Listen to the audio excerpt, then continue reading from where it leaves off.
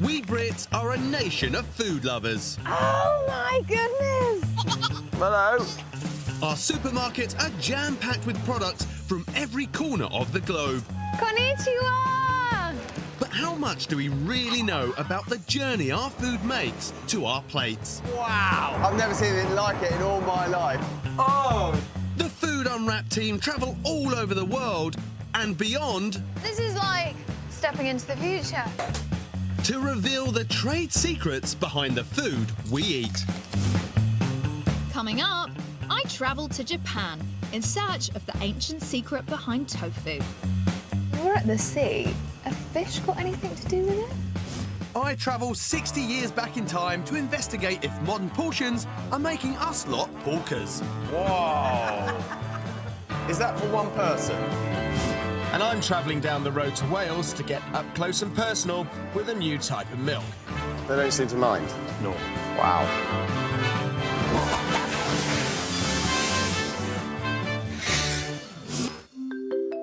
First, tofu. Once the reserve of vegetarians, this meat substitute has wobbled its way onto more of our plates. I want to know how they make soybeans into white tofu. You like making me work, don't you? What exactly is tofu? Good question. I don't know. Is this like one of those mystery foods? I mean, what is it? I have no idea. Nor have I. Is there chemicals in my tofu? E575 and E509. Yeah, what's all that about? They make absolutely nothing to me. So, how do they make the squidgy stir-fry staple? And what are these weird-sounding E numbers? To get some answers, I'm flying east to tofu-loving Tokyo. Along with their Chinese neighbours, the Japanese have been enjoying this protein-rich food for thousands of years. In fact, tofu is such a staple here, you can pick it up pretty much anywhere. Now, I'm waiting on this street corner because I've heard that there is a tofu man that sells tofu out the back of his van, and this is on his route.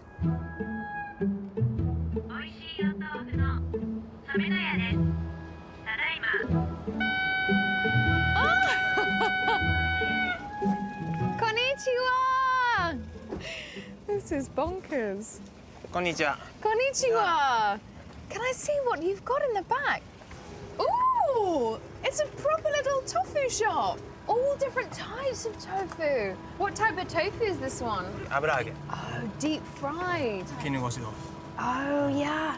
Gosh, you're like the ice cream van, but loaded up with tofu.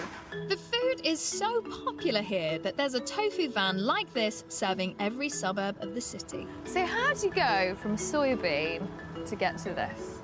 豆腐の工場に行ってみてください。 Okay, well, arigato. はい、ありがとうございます。 You've got a customer. こんにちは。 The Japanese even eat tofu freshly made for breakfast. So, much like our bakers and milkmen, producers are up at the crack of dawn. As am I.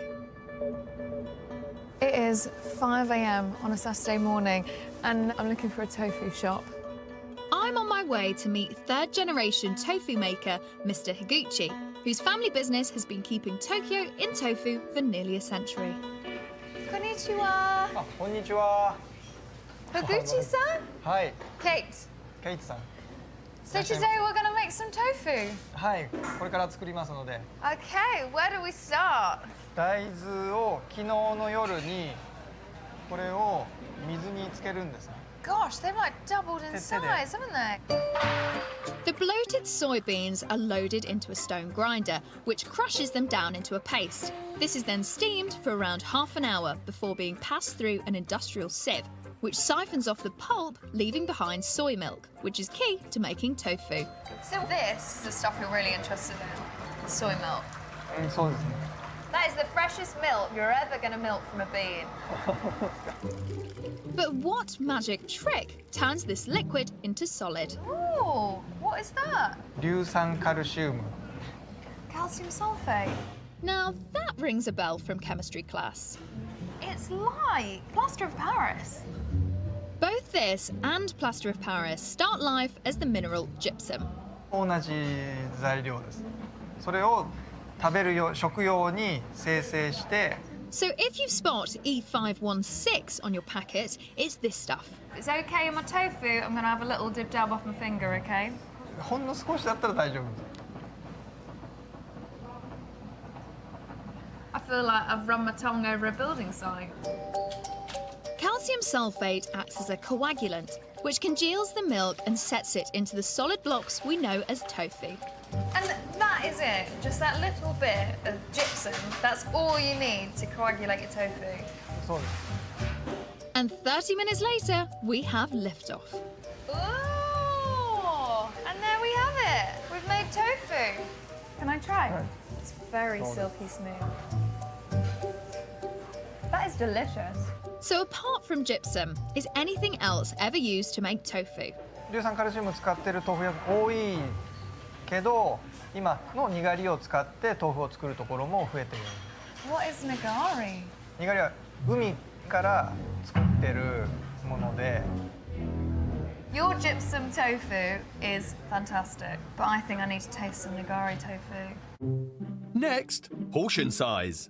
We want to investigate if things have changed over the years. So where better to start than a trip back in time?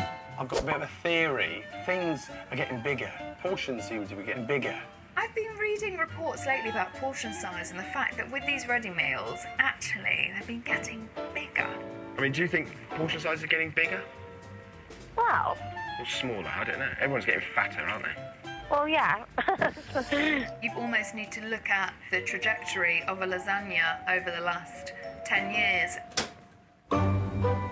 So to hunt out the food packaging of yesteryear, I've come to one of Britain's most remarkable museums.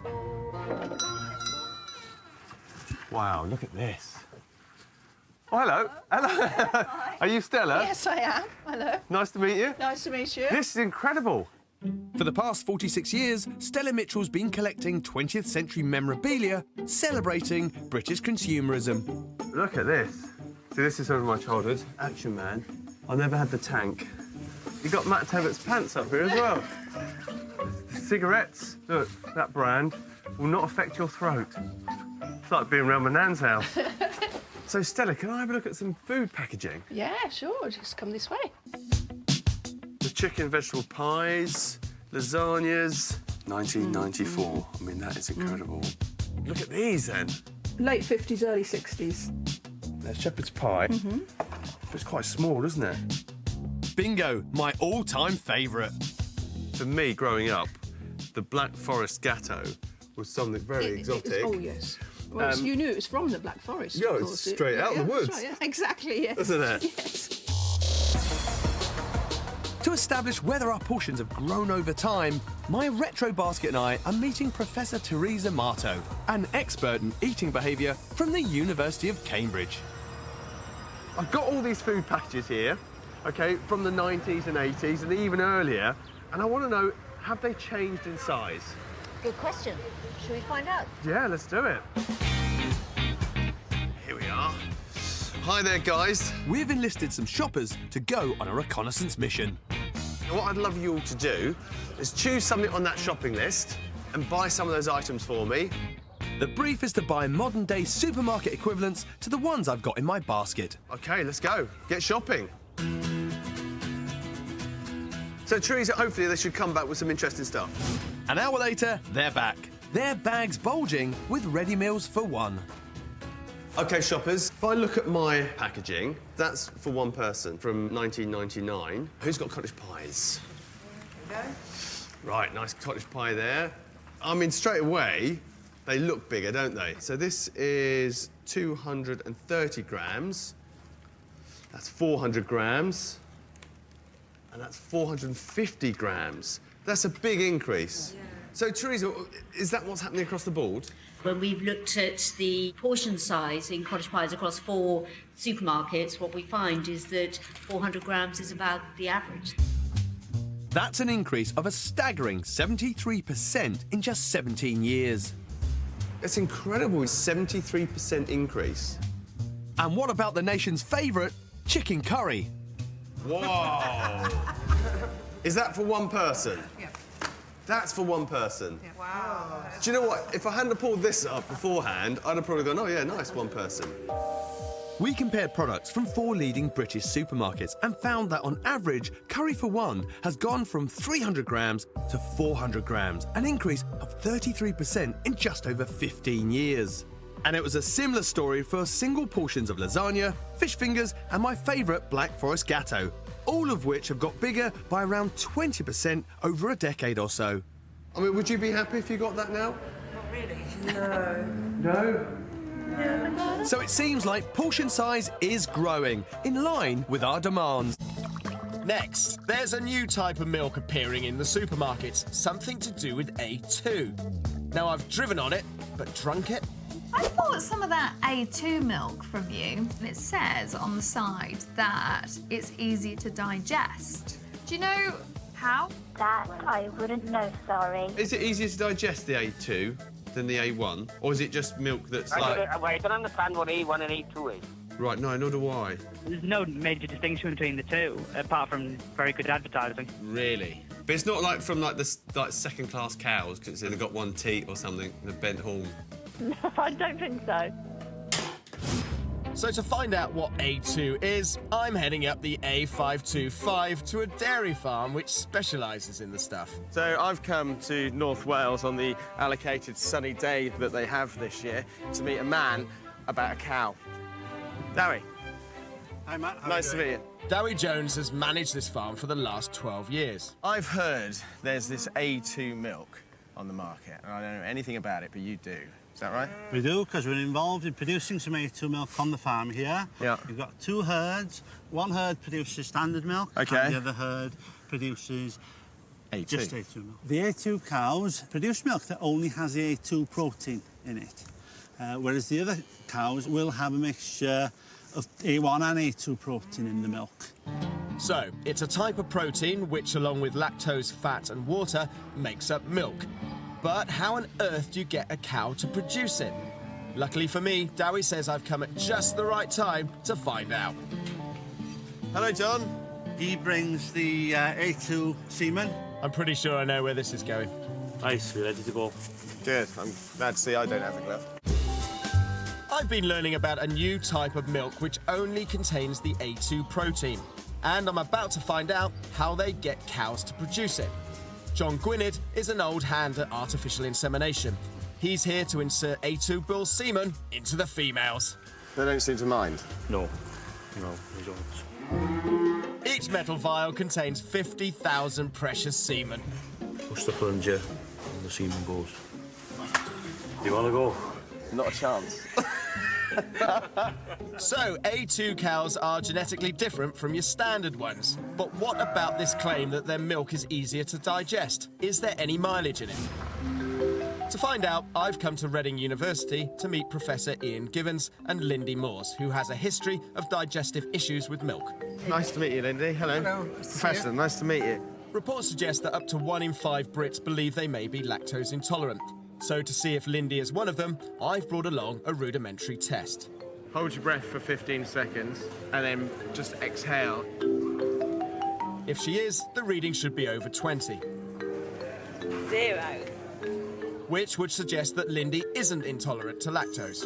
So, Lindy, what's your experience? My stomach was having terrible digestive problems and I had severe constipation for many years. Once I'd seen the specialist and she said to me that I was intolerant to lactose, then I stopped taking milk. So Lindy stopped drinking milk altogether, which seemed to do the trick. Then recently, this new milk caught her eye.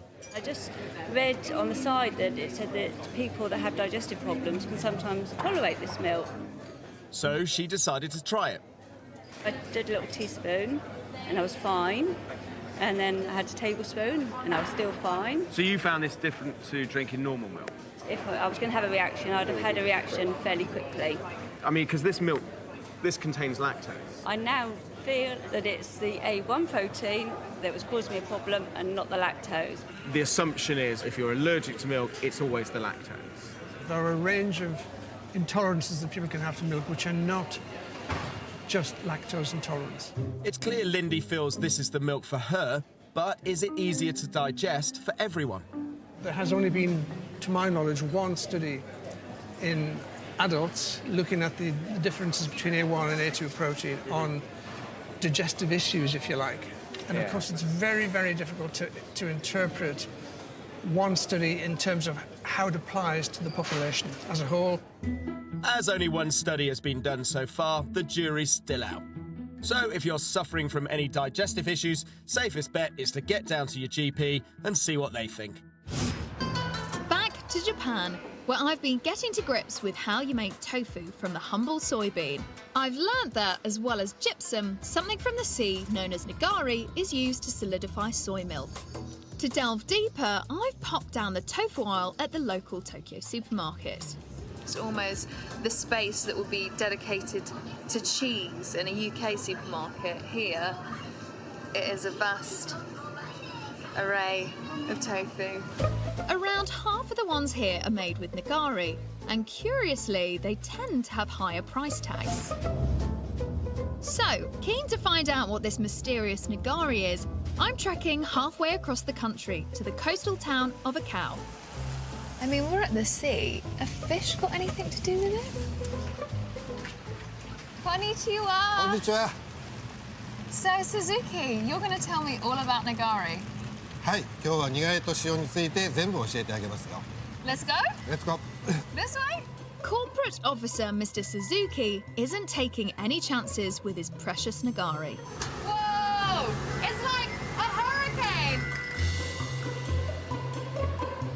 Oh, this is not what I was expecting. どうぞ。 What is it? これがにがりです。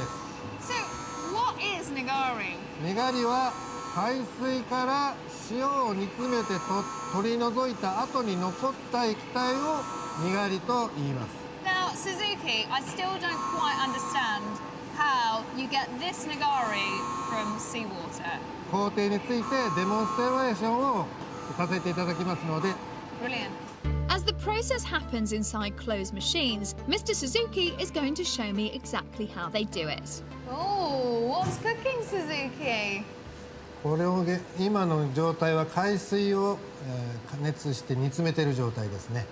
海水を元にしております。塩を取りました。そしたら残る液体があります。それがにがりとなります。 So it's as simple as that. You've got seawater, you boil it, evaporate off the water, leaving you with salt, and then this magic serum from the sea, and that's called nagari. So if you see E511 on packaging, it's this salt mineral. 海水から取ったにがりはいろんなミネラルを含んでいるということで、やはり体に必要なミネラルとして食することに適しています。 Suzuki, do you drink a little bit of nagari every day? 飲んでますよ。 It's working. You look fantastic. そのせいにしておきましょう。 With that glowing review, I've got to try some. Whether you use nagari or gypsum to make tofu, the process is the same. But what about the all-important taste? I'm gonna go for a nice big bit. Fresh tofu. 甘い豆腐だと思いますが。 That is so lovely and silky smooth. And quite different to the tofu that I ate that was made with gypsum. 多分うちの方の方が美味しいと気づかれると思いますので。 I like both gypsum and nagari equally, but what do these guys think? Hands up for gypsum. Tofu made with nagari. I'm no psychic, but I had a sneaky suspicion they'd say that. Back to portion sizes. Along with our waistlines, they're getting bigger.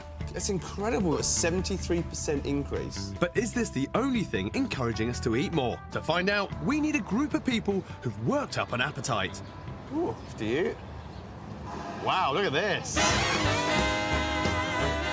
We've gone back to the slimmer 1950s to reconstruct one of Teresa's recent studies and to see whether something as simple as plate size can have an effect on the amount we eat.